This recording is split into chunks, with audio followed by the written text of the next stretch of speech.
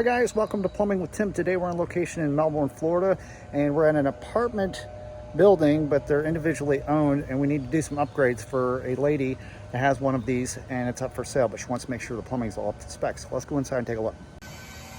Let's go in here. Nobody lives here. Looks like a water heater's going in here.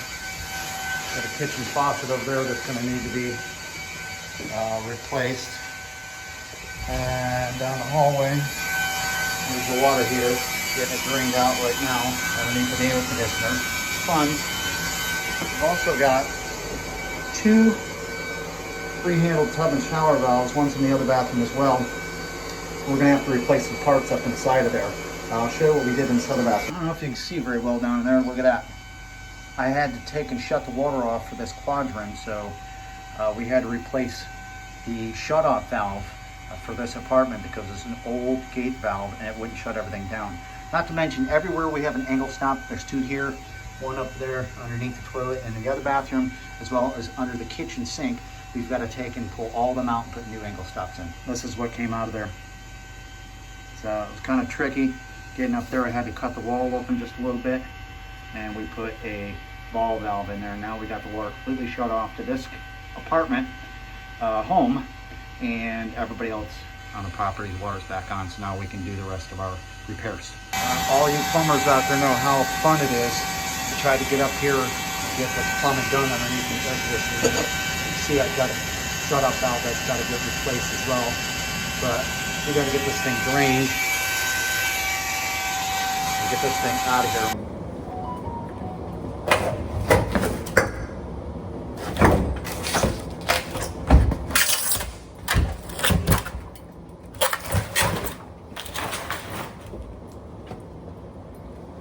Kind of looking at this point, we may have to replace this shower tub valve because this thing's giving me some crap.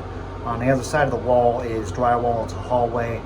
If I have to, I can cut that thing open, put a single handle in here with some sort of a Smitty plate.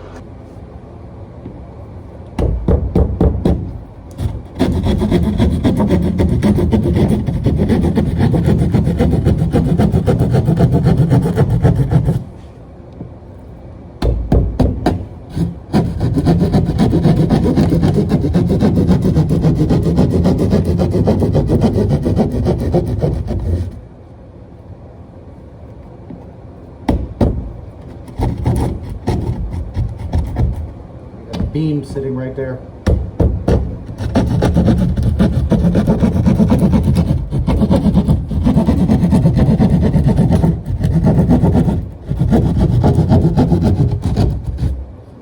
Bang, there's the back of our valve right there.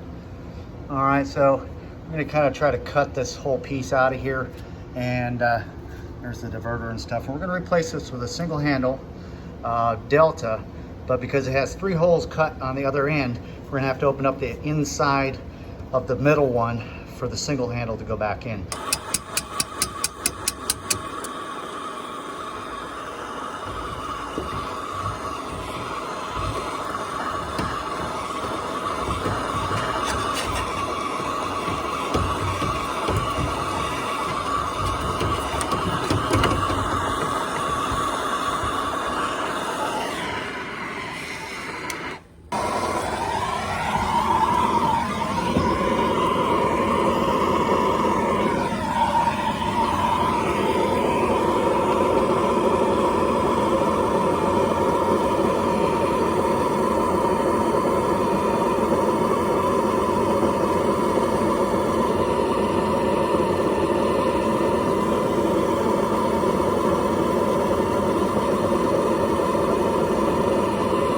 We got the heater slid in there and all that good stuff. Now we got to connect the lines. Unfortunately, with what we're working with here, I don't have anywhere of installing a thermal expansion tank. Unfortunately, I don't make the rules. It's just what we're going to have to play with. It turned out to be a lot more than what we expected it to be. Both pop-up drain assemblies in both lavatories were bad. Somebody had Fernco P-traps in here, which are totally unacceptable. We're already going to take and replace both the angle stops, all the angle stops in the house. These have been sweated on, so we got to sweat them off, clean them up, put compressions on there, and put in new drain assemblies. Not to mention, we still got 2 shower valves got to go in. The hot water heater went in. Got some lines got to cap off. So I'm not sure if we're going to get all done today or not. Every time I turn around on this job, it's just one more thing that keeps things rolling. I had to take and cut the bolts off this tank and this toilet because a handyman or somebody was inside of here, and I'm going to show you what they did. Out of there, they had caulked all the way around all this business inside here because it had been leaking for a while. And we're plumbers here. We don't do that. All that stuff had to come out of here. This wasn't really planned for, but now it's part of the job. You're the plumber on site. You know, leave all that crap and stuff going on. Crap, we had to take a break because there's a realtor here showing this place. It's for sale. And I told him, I said, it doesn't look very good in there because we got the place tore apart, fixing all the plumbing and stuff. So this ought to be fun. It's been a very interesting afternoon and day. Now we've made it over to the kitchen. This is what they've got going on. Those stops got to come out, but they put a little T in there with like a needle-ish type valve, the ice maker line. And they got 2 that are sweated on there. We're just going to put a couple dual stops in there and also change out the faucet. So this has been the apartment from hell. We're trying to get this kitchen faucet out. See those nuts that are holding that thing on? Yeah, they're not moving. I'd rather it been metal. Then I could have put something else on, like a base wrench or something. These are plastic. I can't get those things to move, even with a wrench. So we're gonna have to go to some drastic measures.